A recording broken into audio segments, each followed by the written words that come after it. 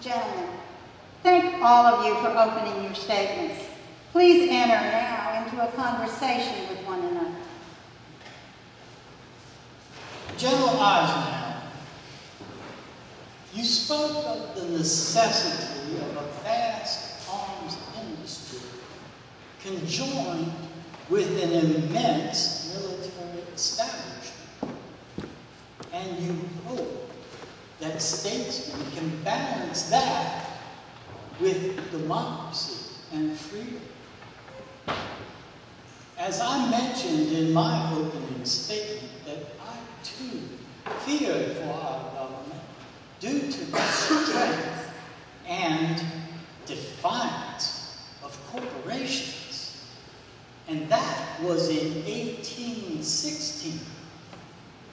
I imagine that the arms industry of today would be vastly more dangerous. As for an immense military establishment, why, even a standing army endangers our lives and liberties. You say that we can no longer risk emergency improvisation for national defense. Rather, we require this military-industrial complex.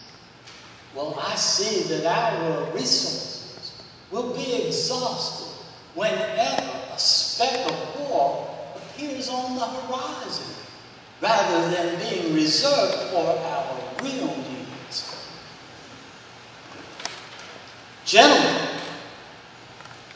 liberty is dangerous, and we must be brave and confident that we can meet our security needs.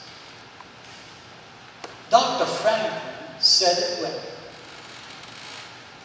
Those who would give up essential liberty to purchase a little temporary safety deserve neither liberty nor safety. The technological revolution is largely responsible for the military-industrial complex within present world structures.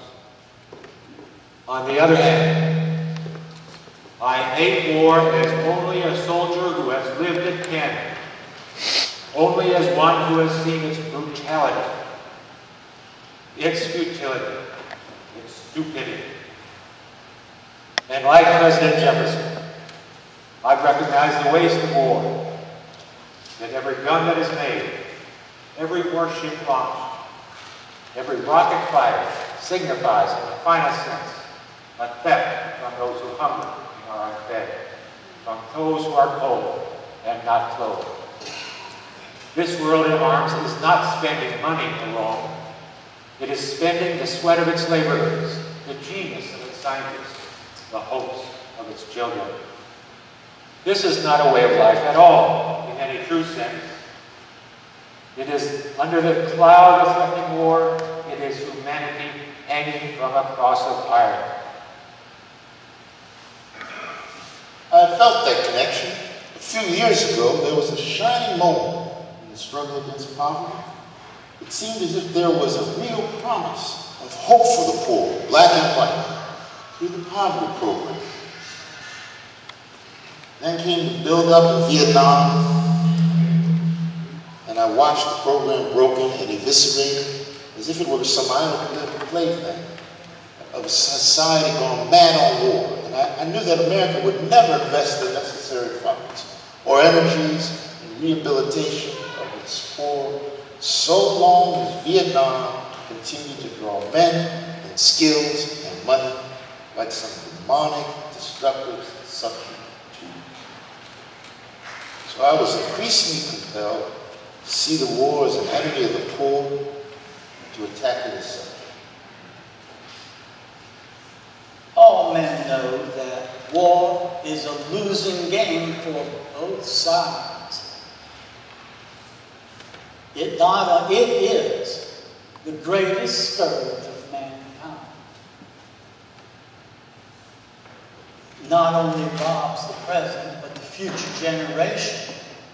If it were incumbent on each generation to pay its debts as it goes, that would eliminate half the wars in the world. I predict future happiness for Americans if we can prevent the government from wasting the labors of the people under the pretense of protecting.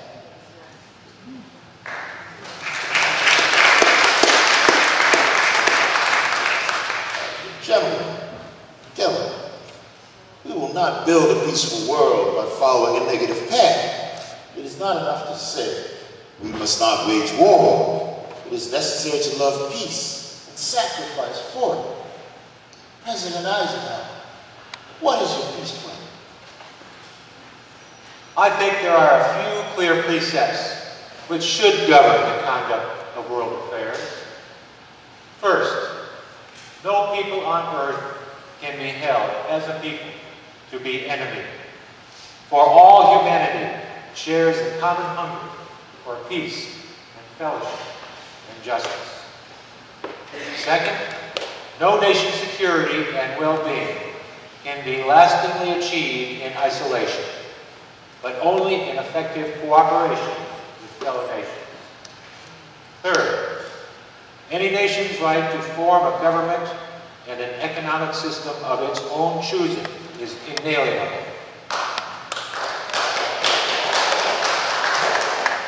Fourth, any nation's attempt to dictate to other nations their form of government is indefensible.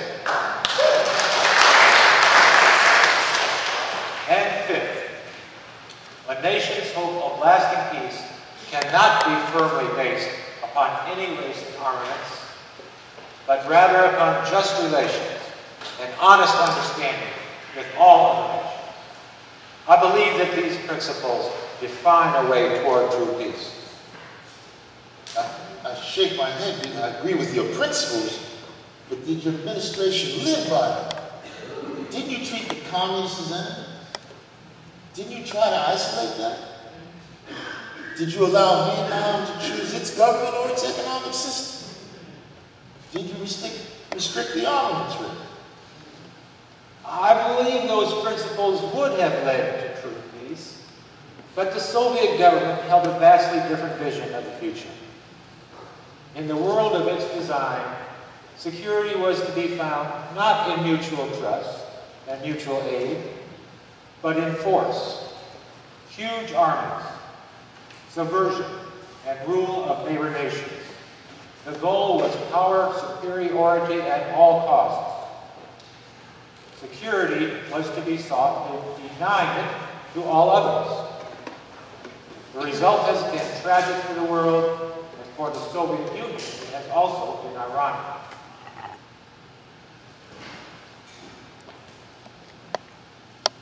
"50 tragic years later, the irony falls on us. For now, our government has taken the place of the Soviets by our security at all costs, with military expenditures almost as large as all other nations combined, by our superiority with over 700 military bases in over 148 countries around the world, by our dominance from economic coercion, and by our subversion with covert mercenaries.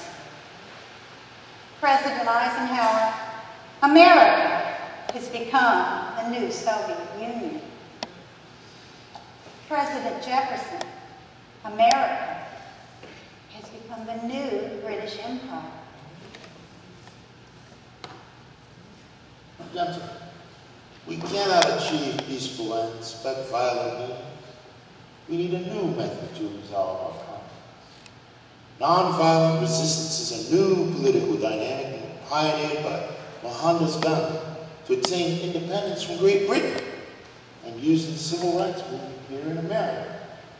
In a real sense, nonviolence seeks to redeem the spiritual and moral lag that I spoke of earlier as as the chief dilemma of modern man. It seeks to secure moral ends through moral means. Nonviolence is a powerful and just weapon. Indeed, it is a weapon unique in its history, which cuts without wounding and ennobles the man who wields it.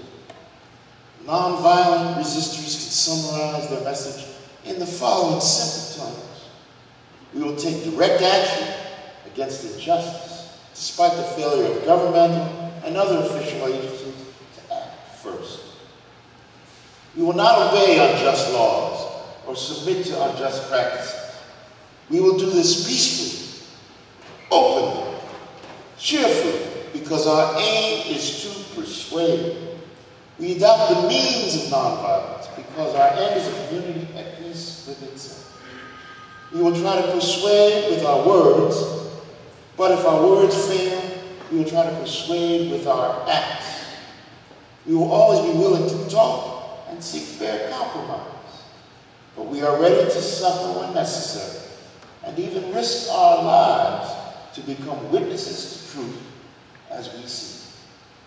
I believe in this method because I think it is the only way to reestablish a broken community.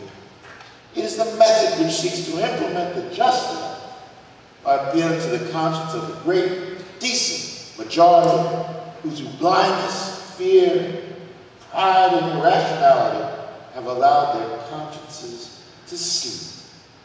Reverend King, I am shocked. Are you telling me that India broke free from Great Britain without a fight? That the American colonies could have had independence without the Revolutionary War? With due respect, sir, I do not believe it. President Jefferson, a lot of progress has been made in the 200 years since your presidency. As Reverend King said, nonviolent resistance is a new political dynamic pioneered by Mohandas Gandhi beginning in South Africa in 1906. He later used it to attain Indian independence from Great Britain. And it was Reverend King who used it in the civil rights movement in America, which led to desegregation in the United States. Although not generally realized, these principles of peace have succeeded in so many contexts as to make war obsolete. Mahatma Gandhi embodied in his life certain universal principles that are inherent in the moral structure of the universe. And these principles are as inescapable as the law of gravitation. Reverend King, I have a dream. In my version of the Declaration of Independence, I deplored slavery as a cruel war against human nature itself, violating the most sacred rights of life and liberty. That entire section was stricken from the Declaration. So now, I am overjoyed that we can finally live by that self-evident truth, that all men are created equal. But I am most intrigued by this method of nonviolent resistance, for it points to a way of revolution, as you say, without wounding community, as well as a method to reunite a community broken by injustice. Well, gentlemen, experience hath shown that even under the best forms of government, those entrusted with power will, in time, and by slow operations, pervert it into tyranny.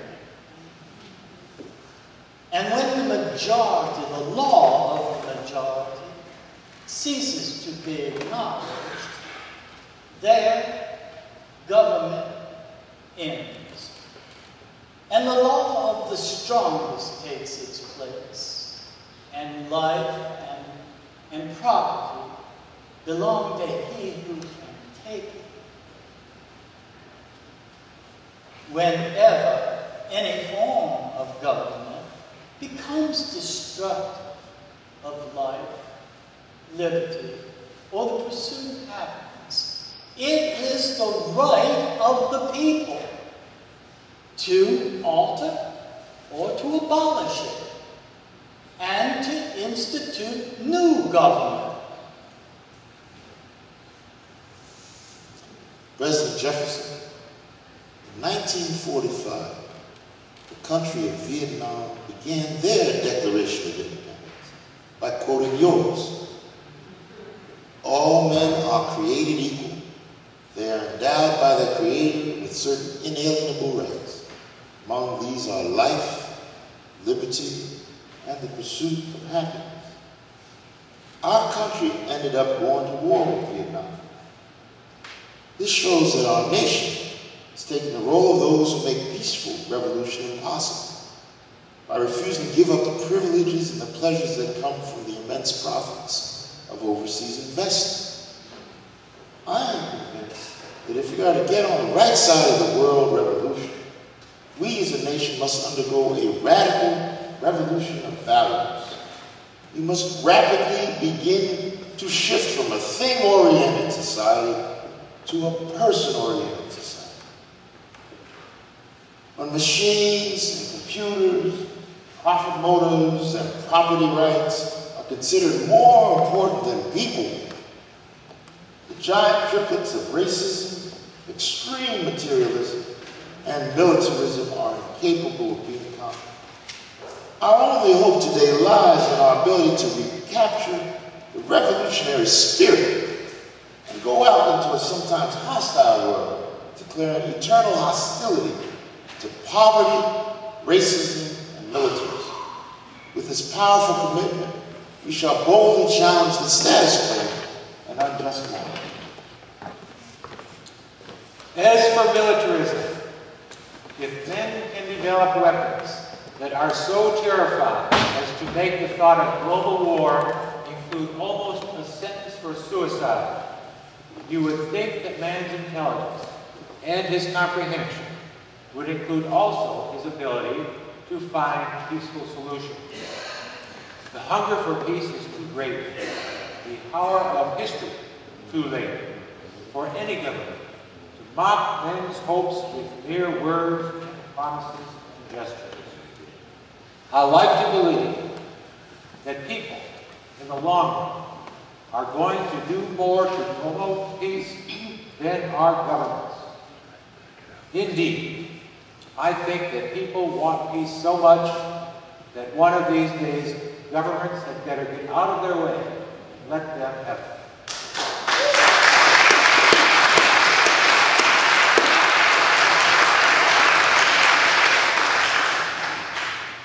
Gentlemen, thank you all for your deep insights. It's now time that each of you give a closing statement.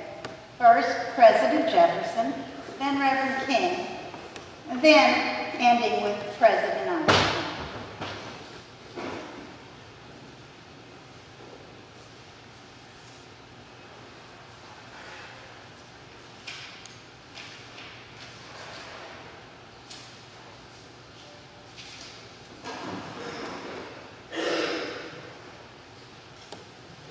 Reverend King points to a life where moral and spiritual ends are overwhelmed by material and technological powers.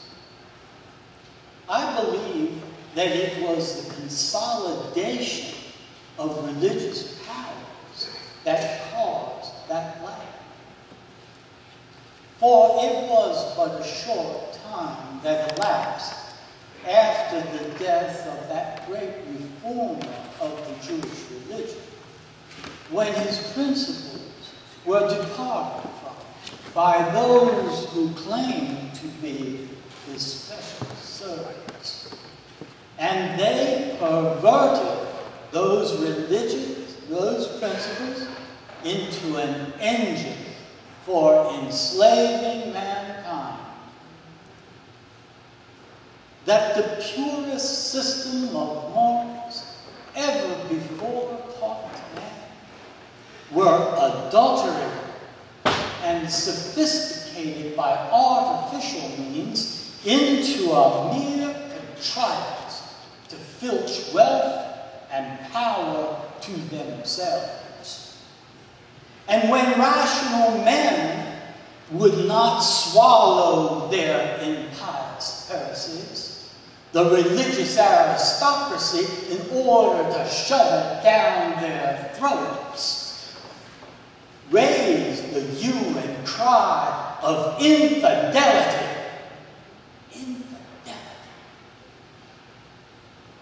It is moral intolerance enforced by the abuse of religious powers that brought about that spiritual gap that Reverend King speaks of.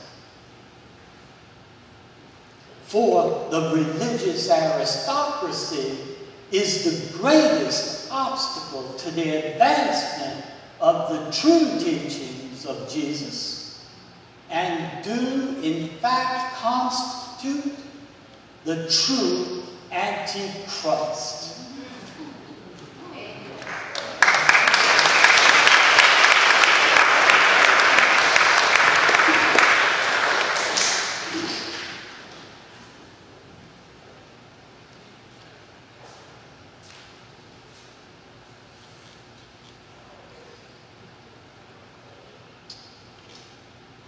We can no longer afford to worship the God of hate or bow before the altar of retaliation. The oceans of history are made turbulent by the ever-rising tides of hate. History is cluttered with the wreckage of nations and individuals that pursued this self-defeating path of hate. This means that more and more our loyalties must become ecumenical rather than sectional. We must now give an overriding loyalty to mankind as a whole in order to preserve the best in our individual societies. This call for worldwide fellowship that lifts neighborly concern beyond one's tribe, race, class, and nation is in reality a call for an all-embracing and unconditional love for all men and women. Love is the key to the solution of the problems of the world.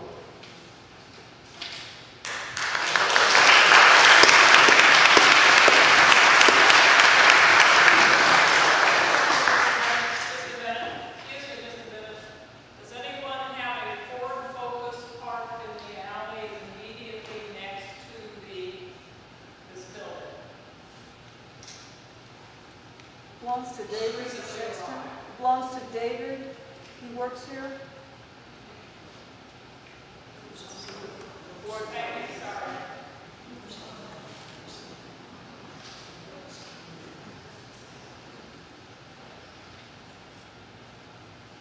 We pray that peoples of all faiths, all races, all nations may have their great human needs satisfied, that those now denied opportunity shall come to enjoy it to the full, that all who yearn for freedom may experience its spiritual blessings, that those who have freedom will understand also its heavy responsibilities, that all who are insensitive to the needs of others will learn charity,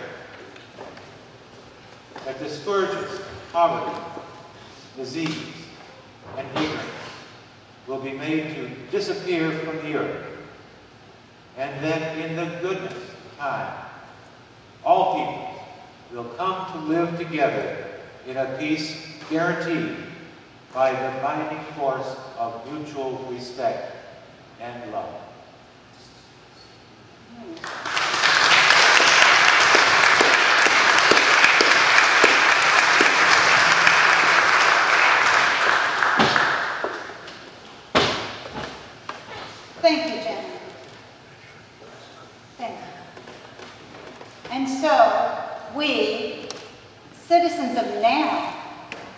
face their diagnosis of dangers for our country, our culture, even our character. For Eisenhower, the danger is the accumulation of power by the collusion between the military, industry, and government to such a degree that war becomes suicide. His medicine, we the people, not the government, must free each other from that cross of iron that is war and restrain a government that makes war inevitable. But what if government will not yield to the people's hunger for peace?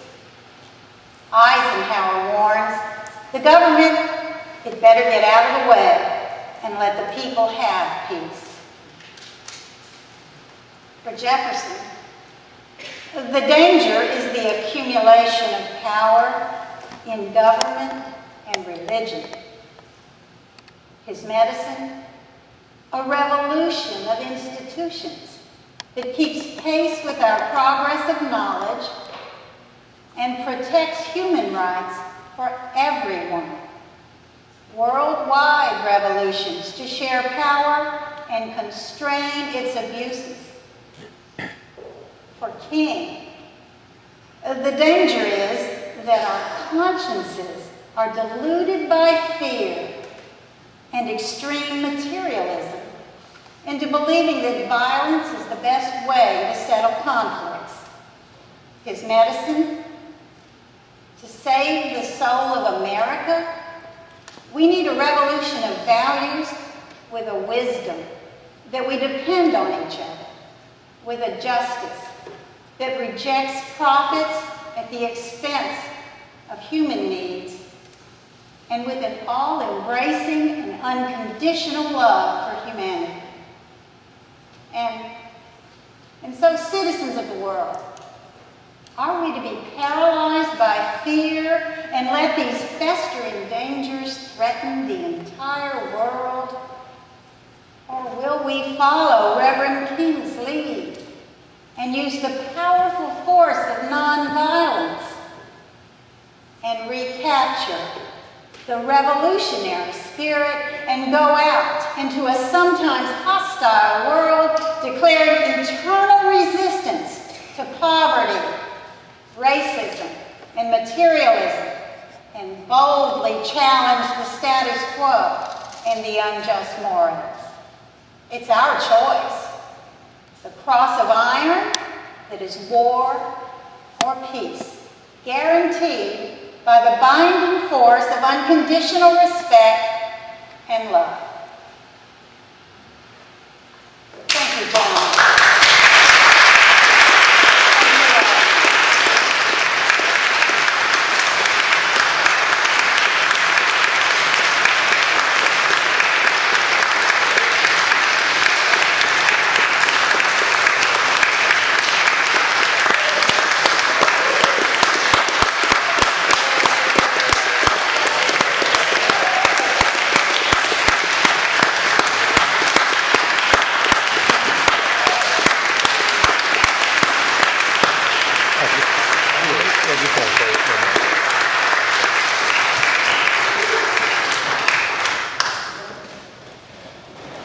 Thank you again.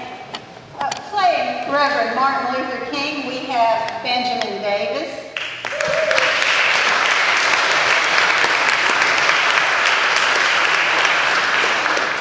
Professor Davis teaches law at the University of Toledo and is concerned about torture, as we all are.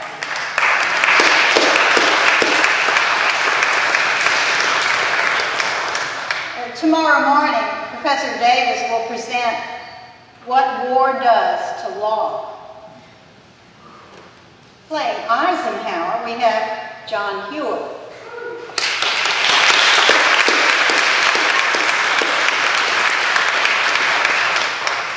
John is the chair of the North Carolina Peace Action, and he's vice president of the Eisenhower chapter of Veterans for Peace.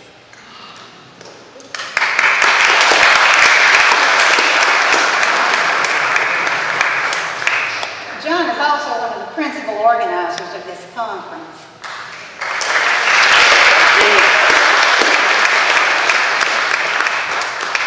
And playing Jefferson, we have Wally Myers.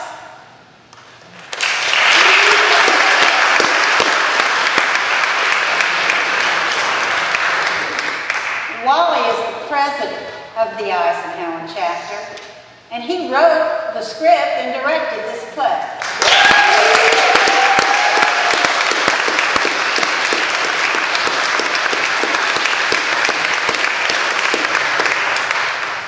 And I'm Claire Hammerhand. I'm from Asheville.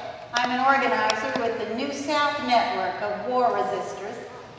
And tomorrow, my colleague Coleman Smith and I will be presenting the military-industrial complex and the environment, atomic Appalachia, and the militarized Southeast. So thank you, Benjamin.